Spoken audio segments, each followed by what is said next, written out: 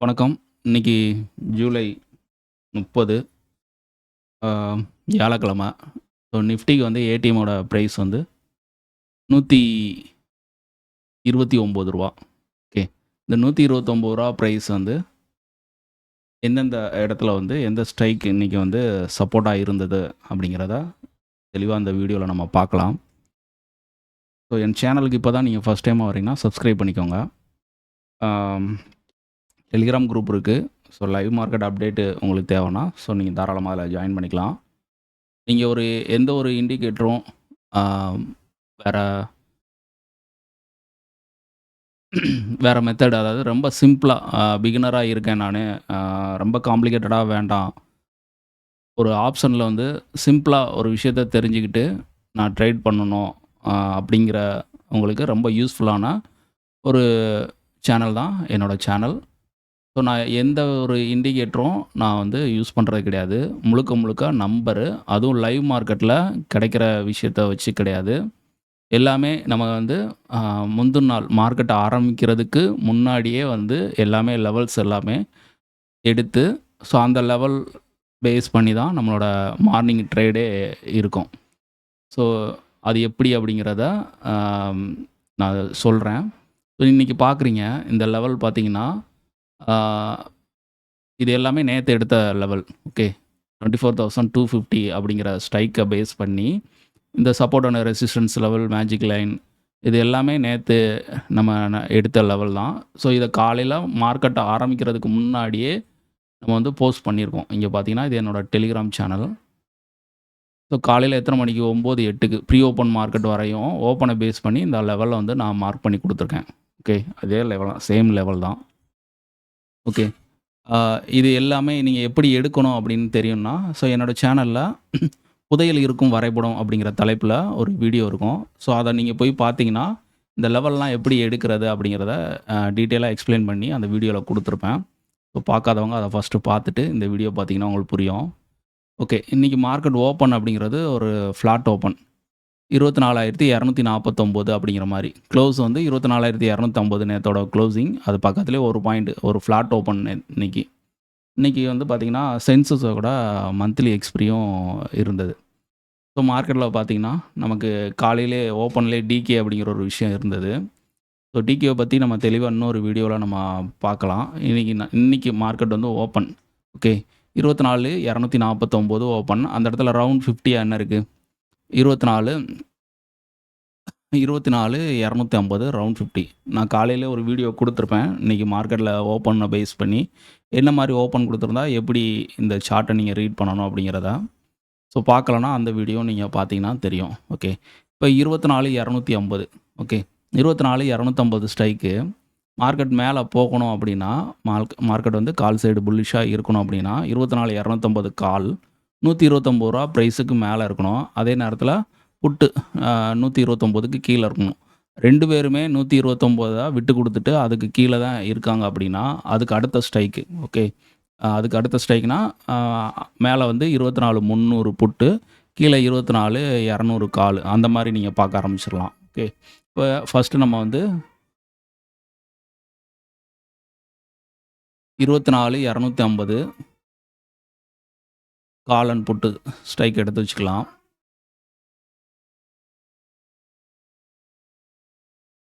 2த்துக்குமே காமனா அந்த ரூ. 129 அப்படிங்கிற பிரைஸ் வந்து மார்க் பண்ணிக்கோங்க.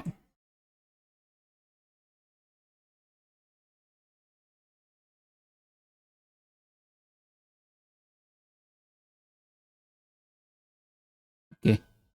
இப்போ காலையில ஃபர்ஸ்ட்டு கேண்டிலே பாருங்க. ஆ காலும் 129க்கு கீழ தான் ட்ரேட் இருக்கான். அதாவது அவனோட ஓப்பன்ங்கிறது பார்த்தீங்கன்னா, ரூ. 114. ஓப்பன்ல இருக்கு 114க்கு கீழ தான் இருக்கான். அதே நேரத்தில புட்டு பார்த்தீங்கன்னா, ரூ. 153க்கு மேல ஓப்பன் குடுத்துட்டு, 129 பிரேக் பண்ணி கீழ குடுத்துட்டான். ஸோ, அப்ப அவனுக்கு மேல போறதுக்கு அது ரெசிஸ்டன்ஸா மாறிரும். ஓகே. அப்ப அந்த இடத்துல என்ன பண்ணணும்? மார்க்கெட்ல அதுக்கு அடுத்த ஸ்ட்ரைக்கு. ஓகே. அ எக்ஸ்பிரி நெருங்க நெருங்க நமக்கு வந்து இந்த ஏடிஎம்மோட பிரைஸுங்கிறது அர்த்தமணியா தான் இருக்கணும்னு அவசியம் கிடையாது. ஓகே. அது வந்து ஐடிஎம் 1ஆ மாறும், ஐடிஎம் 2ஆ மாறும்.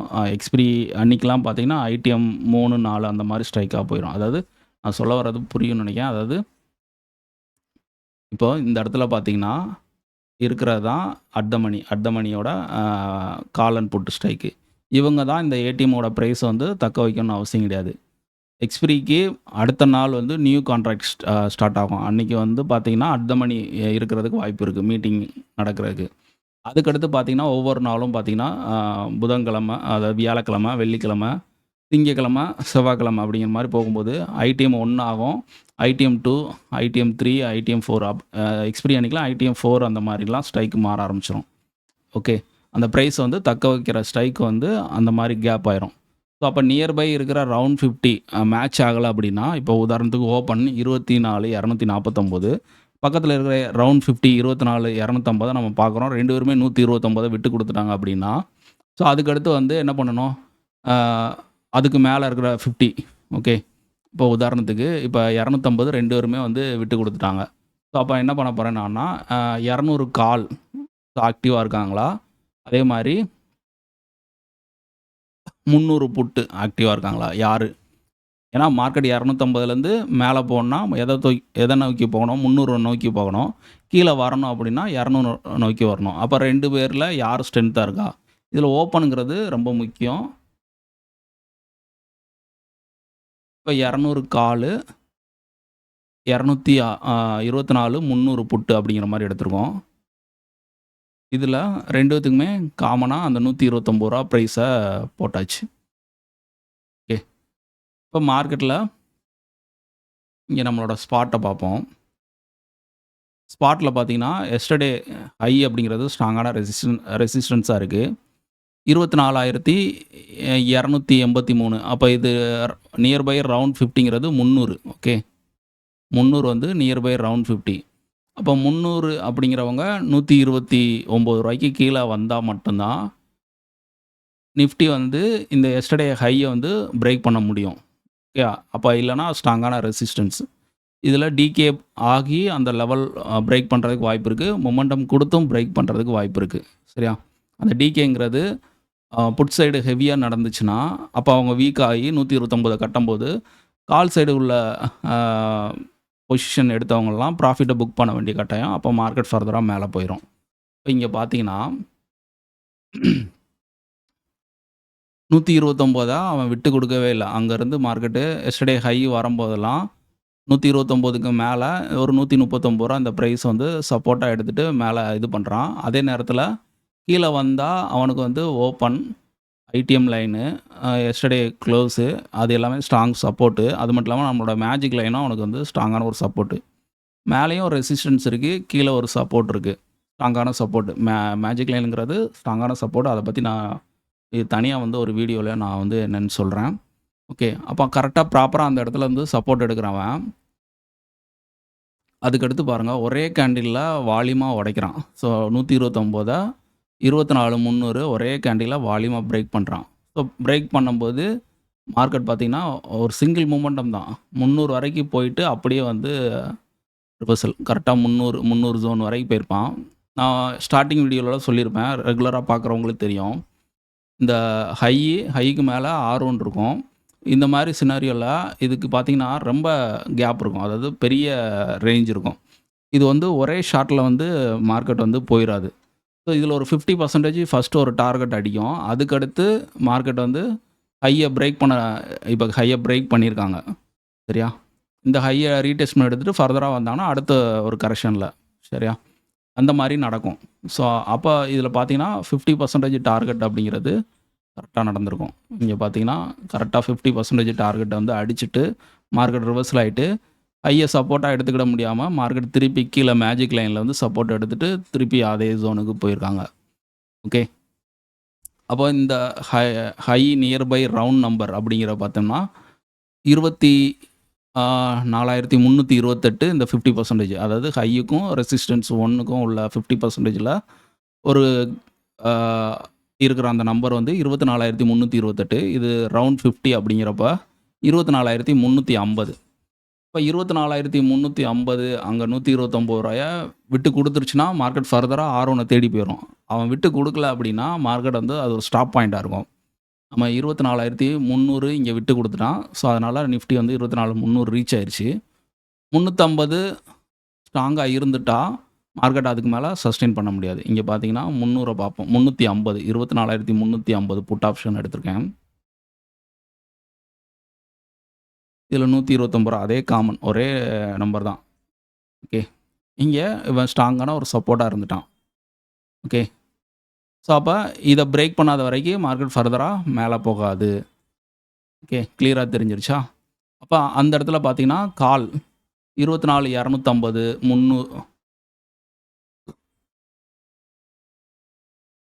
24,250 300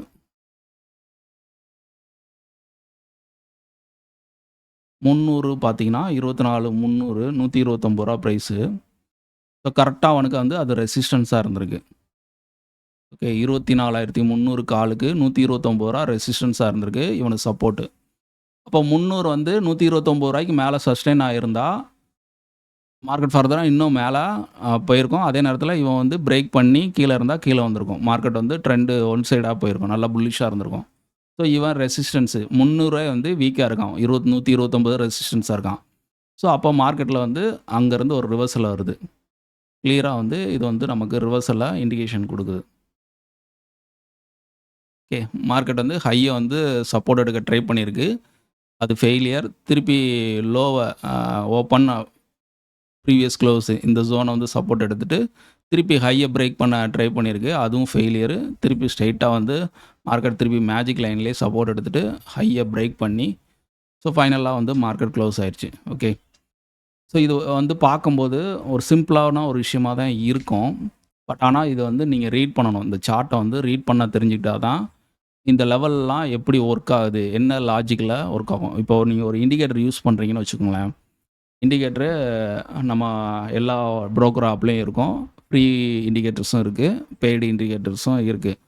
ஸோ அத வாங்கி அப்ளை பண்ணிட்டா, நம்ம ப்ராஃபிட் பார்த்துரலாம் அப்படிங்கிற கணக்கு கிடையாது. ஓகே. அந்த விஷயம் வந்து அந்த இண்டிகேட்டர் அப்ளை பண்ணிட்டா, அந்த இண்டிகேட்டர் நமக்கு பை சொல்லுது, செல் சொல்லுது அப்படின்னா, அத பேஸ் பண்ணி நம்ம என்ட்ரி, எக்ஸிட் குடுத்துட்டா, அப்ப நம்ம வந்து ப்ராஃபிட்டபிளா முடிஞ்சிரும். நடந்துரும் நமக்கு அப்படிங்கிற மாரி கிடையாது. அப்படி பார்த்தா, எத்தனையோ பேரு எவ்வளோ இண்டிகேட்டர் இருக்கு. ஸோ, அப்ப காசு இருக்கிறவங்கலாம் அத வாங்கி போட்டுட்டா, எல்லாருமே ப்ராஃபிட்டபிளா தானே இருக்கணும். அப்புறம் ஏன் ஆப்ஷன் ட்ரேடிங்ல வந்து நெறையா நபர்கள் வந்து லாஸ் பண்றாங்க? அந்த ஒரு கேள்விய நீங்க உங்களுக்குள்ள கேட்கணும். ஓகே. அப்ப இங்கல வந்து ஒரு விஷயத்த நீங்க அனுபவபூர்வமா பார்த்து பண்ணா மட்டும் தான் அதில சக்சஸ் கிடைக்கும். ஓகே. நீங்க வந்து இன்னைக்கு தேதிக்கு எவ்வளோ யூடியூபர்ஸ் வந்து தமிழ்லயும் சரி, முன்னாடிலாம் வந்து அதர் லாங்குவேஜ்ல தான் இருக்கும். எனக்கு பெருசா எக்ஸ்பீரியன்ஸ்லாம் கிடையாது. நான் வந்து 4 இயர்ஸ் தான் ஆகுது மார்க்கெட்டுக்குள்ள வந்து. நான் சேனல் ஆரம்பிச்சு ஒரு 2 இயர்ஸ் தான் ஆகுது. நான் இந்த கான்செப்ட்ட பண்ண ஆரம்பிச்சது ஒரு 2 1/2 வருஷம் இருக்கும். ஓகே. ஆ எனக்கு தெரிஞ்ச விஷயத்த நாலேட்ஜா நெறைய பேருக்கு ஷேர் பண்ணணும் அப்படிங்கிற ஒரு நோக்கத்தில சேனல் ஆரம்பிச்சேன். ஸோ, எனக்கு தெரிஞ்ச விஷயத்த நான் அங்க குடுத்துக்கிட்டு தான் இருக்கேன். என்னோட ஃபாலோவர்ஸ்க்கு. என்ன ஃபாலோ பண்றவங்களுக்கு தெரியும். ரெகுலரா ஃபாலோ பண்றவங்களுக்கு. இப்போ ஒரு விஷயம் வந்து பார்த்தோனே, அத அடுத்த நாள் அப்ளை பண்ணி, அது உங்களுக்கு பாசிட்டிவானா, ஸ்டில் அது மேல ஒரு கான்ஃபிடென்ட் அப்படிங்கிற வருது. ஸ்டில் கன்டின்யூ பண்றீங்க. அது ஒரு 2, 3 நாள் நல்லா ஒர்க் ஆகுது. 3வது நாள் ஒர்க் ஆகல அப்படின்னா, தூக்கி போட்டு அடுத்த விஷயத்த தேட போறீங்க. சரியா? அப்ப அதுவும் ஒரு கட்டத்தில உங்களுக்கு வந்து சலிப்பாயிருச்சு, நடக்கல அப்படின்னா, இன்னொரு விஷயத்த தேடுவீங்க. இப்படியே எவ்வளோ நாள் வந்து தேடிக்கிட்டே போவீங்க. சரியா? உங்களோட தேடுதல் இருக்கிற வரைக்கி, ஒரு முடிவு அப்படிங்கிறது ஒரு இடத்துல நிக்கவும் மாட்டீங்க. ஸோ தேடிக்கிட்டே தான் இருப்பீங்க. ஸோ அப்ப அங்கலாம் வந்து நீங்க வந்து தேடுற ஒரு விஷயத்து மேலயும் உங்களுக்கு நம்பிக்கை இல்ல. தேடுறீங்க. ஒரு விஷயம் கிடைக்கி, நீங்க இந்த சேனல் பார்க்கறதுக்கு முன்னாடி இன்னும் ஏகப்பட்ட சேனல்ஸ் நீங்க பார்த்துருப்பீங்க. அதில உள்ள மெத்தட் எல்லாமே நீங்க ஃபாலோ பண்ணியிருப்பீங்க. ஓகே. அந்த மெத்தட்ஸ் எல்லாம் எல்லாமே ஃபாலோ பண்ணியிருப்பீங்க. மிக்ஸடா உங்களுக்கு வந்து ரிசல்ட் கிடைச்சிருக்கும். உடனே வந்து இந்த மாரி என்னோட சேனல் இருக்கு அப்படிங்கிறத யூடியூபர் வந்து உங்களுக்கு ஷோ பண்ணி காட்டியிருக்கும். நீங்க இதையும் பார்த்துருப்பீங்க. இத ஒரு வாரம் ட்ரை பண்ணுவீங்க.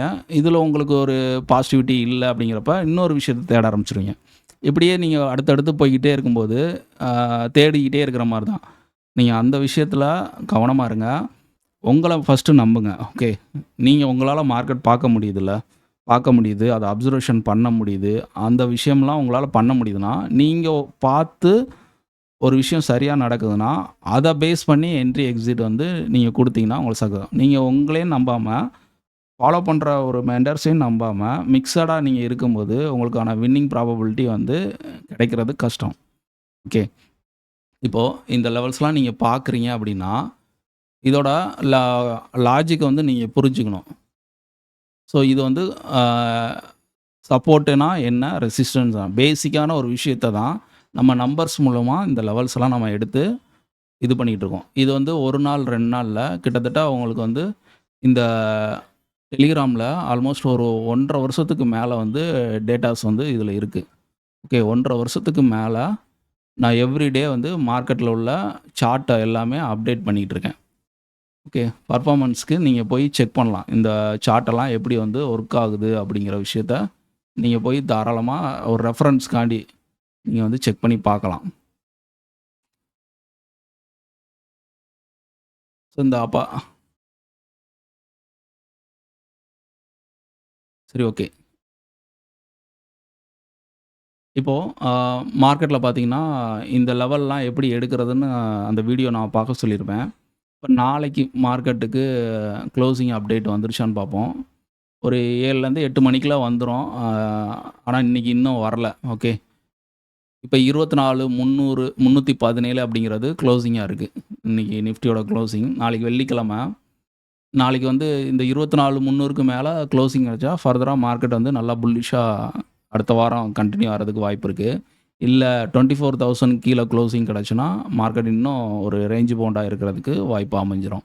ஸோ நாளைக்கு வந்து ஒரு வாரத்தோட மொத நாள் எப்படி க்ளோசிங் முக்கியமோ, அதே மாரி ஆ வாரத்தோடைய எண்டு வெள்ளிக்கிழமை அப்படிங்கிறது க்ளோசிங்கும் ரொம்ப முக்கியம். அதனால ஆ இப்ப இன்னும் க்ளோசிங் லெவல் வந்து இன்னும் வரல. நமக்கு செட்டில்மெண்ட் வந்து 7 டூ 8 மணிக்குள்ள வந்து முடிஞ்சு அப்டேட் ஆயிரும். இன்னும் வந்து நமக்கு எந்த ஒரு அப்டேட்டும் இல்ல. ஸோ இது வரையும் தான் நமக்கான நாளைக்கான அட் த மணி என்ன இருக்கும் அப்படிங்கிறப்ப தெரியும். சரி, அத பேஸ் பண்ணி தான் நம்ம லெவல்லாம் எடுப்போம். இப்போ 24 317 குளோஸ் ஆயிருக்குன்னா, இந்த இடத்துல 24 350 300 250 இந்த மாரி ஸ்ட்ரைக்க பாருங்க. இப்போ லாஸ்ட் எல்டிபி வச்சு பார்க்கும்போது 106, 114 2த்துக்குள்ள வித்தியாசம் பார்த்தீங்கன்னா, ஒரு 8 பாயிண்ட். ஸோ இப்போதைக்கு இதுதான் நமக்கு ஏடிஎம் ஸ்ட்ரைக்கா இருக்கிறதுக்கு வாய்ப்பு இருக்கு. செட்டில்மெண்ட் வந்த பிறகு கரெக்ட்டா தெரியும் வேல்யூ. சரியா? இந்த மாரி பிரைஸ் வந்து நியர்பை இந்த இப்ப இதில 8 பாயிண்ட் டிஃபரெண்ட் இருக்குல்ல. இப்ப இத காட்டிலும் 250 அதிகமா இருந்து, 300 அதிகமா இருந்தா, அப்ப இதுதான் ஏடிஎம். ஸோ இந்த 8 பாயிண்ட் ஓகே. அந்த மாரி ஸ்ட்ரைக்கு. நீங்க சூஸ் பண்ணி லெவல்ஸ் எடுங்க. அதோட கூட்டி கிடைக்கிற ஆவரேஜ் தான் நாளைக்கான ஏடிஎம்மோட ஆவரேஜ் பிரைஸ். ஓகே. மார்னிங் நான் வந்து டெலிகிராம் குரூப்ல வந்து என்னோட லெவல்ஸ் எல்லாமே அப்டேட் பண்ணுவேன். ஸோ நீங்க லெவல் மார்க் பண்றதுக்கு உங்களுக்கு தெரியல அப்படின்னா, இந்த டெலிகிராம் குரூப்ல ஜாயின் பண்ணிக்கங்க. காலையில வந்து நான் மார்க்கெட் ஆரம்பிக்கும்போது இந்த லெவல்ஸ் வந்து அப்டேட் பண்ணுவேன்.